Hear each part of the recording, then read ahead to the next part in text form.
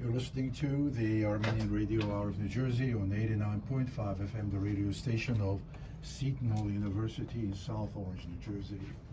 Our guest today is Dr. Richard Quinlan, who is the director of the Holocaust and Genocide Center at St. Elizabeth University in Morristown, New Jersey. It is truly a great honor to have him with us to discuss an upcoming program that the university is presenting in honor the legacy of the Armenian genocide. This will be held on Monday at the university's Dorm Hall, and it will be open to the public. And for more information, we turn to the director, Dr. Richard Quinlan. Once again, Richard, thank you very much for joining us. Fartan, it's my honor. Thank you so much. It's an honor and pleasure to be here. I really appreciate it, and thank you for providing the exposure to this program at St. Elizabeth. We consider it a critical event in our calendar. You know, basically, we'd like to share with our community and listeners an outline of the program. Tell us what to expect that day. Well, it's going to be a wonderful combination of both history, the arts, contemporary issues facing Armenia. The program begins at 6:30. Between 6:30 and 7:30, there is going to be plenty of food, so please, everyone is invited. And then beginning around 7:30, we will enter the Dolan Hall Auditorium, and there is going to be just a remarkable collection of scholars and artists who will be providing both a history of the genocide, but then of equal importance, of course, talking about contemporary events facing Armenia and the lessons and the legacy of what people need to remember, what they can learn, and what can be done naturally to prevent future atrocities from occurring. And so there are a number of people that I would like to thank, if you don't mind, just moving forward quickly and kind of give you a rundown of some of the really exceptional minds that will be taking part in this. First of all, we have to thank the Dodorian Fund. They have been remarkable supporters of St. Elizabeth for years. I'm only in my first year there, and so everything that I'm hearing, it's just astounding, the kind of support that the Dodorian Fund has provided for all these years. I know a very good friend of yours, Roy Stepanian, has been just invaluable in putting this together. There are not enough positive adjectives in English or Armenian that could thank him enough for everything that he has done. There is just an assortment of really interesting individuals who will be part of a symposium that night. We have a professor from UMass, Dikun Kalijian, coming in. He's going to really provide a lot of the history. We have a human rights expert from Long Island, Allison Weller, and then one of my, what I think is of real importance is we have two writers, Susan Apajian and her brother Alan. They wrote about their aunt, who was a really magnificent artist, and she captured the art of the experiences of their grandmother in the genocide. And what matters so much to me is we're also going to have poetry from a woman named Deb Garish, along with traditional Armenian music. And so we're really pulling together so many different factions where we have the arts, we have history, we have an exploration of what is happening right now, because as much as this is an event about honoring what transpired over 100 years ago, it would be really derelict of us to ignore what is occurring right now, because the old adage that history may not necessarily repeat itself, but it rhymes often, is really happening again right now, and that needs to be a focus of the evening. Richard, thank you very much for all the detailed information. You mentioned Dadurian. He was a great man. I had the privilege of knowing Dadurian. And just for your information, Dadurian in Armenian, it translates from God's gift. He truly was a gift from God to the Armenian nation. He came to this country at a very young age as an orphan.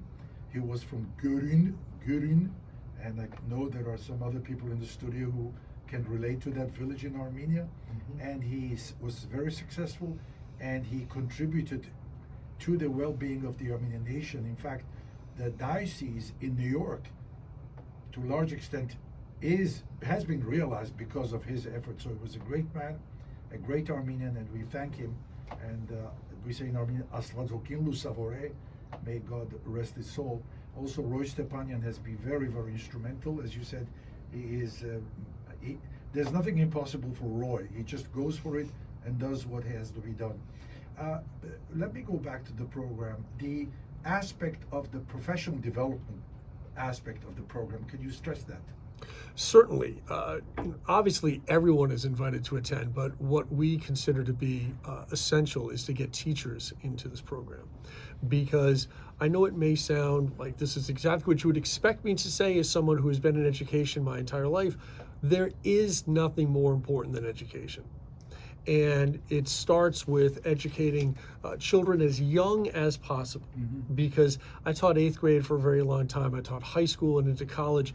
And when you look at what transpired in Armenia, it's often omitted from textbooks, which is absolutely just a disaster when you consider providing a full sense of a student's history. When you think of genocide, so many begin with the Holocaust. And obviously there is no way to ever minimize what transpired. However, you cannot ignore what happened to Armenians. In many ways, a bit of a blueprint of what happens later in history and what is continuing to happen today. And so getting teachers informed, having them pass along that information to students, that's how, hopefully, we begin to see real change and the prevention of future atrocities. You know, we've heard many, many times, and all our listeners do know the very famous quote of Hitler when he had decided to, on the final solution of the Jewish people, one of the guys in the room said, you know, we cannot do what we are planning to do because this will be leaving a very black mark on the history of the Germans for 1,000 years. And Hitler turned around to the gentleman, the officer, he said, nobody will remember. Who remembers the Armenian genocide? And that happened in 1942. And from 1915 to 1942, some 27 years later, already people had forgotten. And it's really a miracle that 108 years later, the descendants in the second and third generation of Armenians are still there trying to seek justice. And 34 countries have already acknowledged the genocide, including America. And we have a long way to go because after the acceptance and recognition of the genocide, we have to go, and rightfully so, just as the Jews have done, within legal limits, ask for reparations of the many, many things we have lost as a people, both physical institutions, artworks, and the likes. So my question is, we are really, really planting the seeds for the future by educating the generation now with the professional development you were talking about. We are really making sure that, as the sign in South Orange, just driving here today, it says, remember and tell. Remember what happened and tell others what has happened. And this is what we are doing. We're remembering and we're telling. And for that and much more, we thank St. Elizabeth University for their vision, for their humanity, and for contributing to the understanding of people through the center which you direct, the Holocaust and Genocide Center at St. Elizabeth University. Anything in closing, Richard? Well, I would just like to say that I know all of us here in this room are young, energetic people, but we're not exactly the generation that grew up with social media.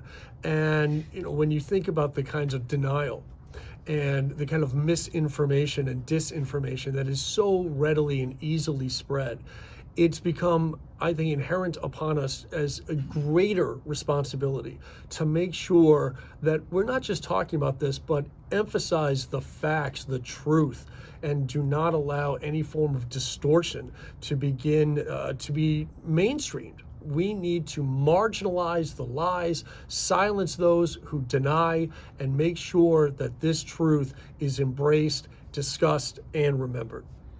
Like silence those who deny, that's a very, very important thing.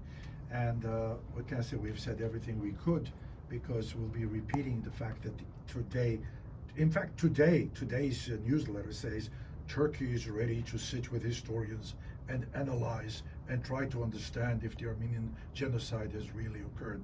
And just imagine, erecting statues of Talat Pasha. Just imagine if Germany were to erect a statue of Hitler and his friends in Germany, how would be the world's reaction to it? So when we are upset at the way Turkey is handling it, as we all know, we are in the right, and we would like to silence, as Dr. Richard Quinlan is saying, silence those who deny. Once again, thank you, Richard. Thank you for your time. Thank you, my honor. And we all look forward to the very ambitious program, and we hope people will come and support the activity of the university. Thank you very much. Thank you, sir. Tukul Sekti Jersey,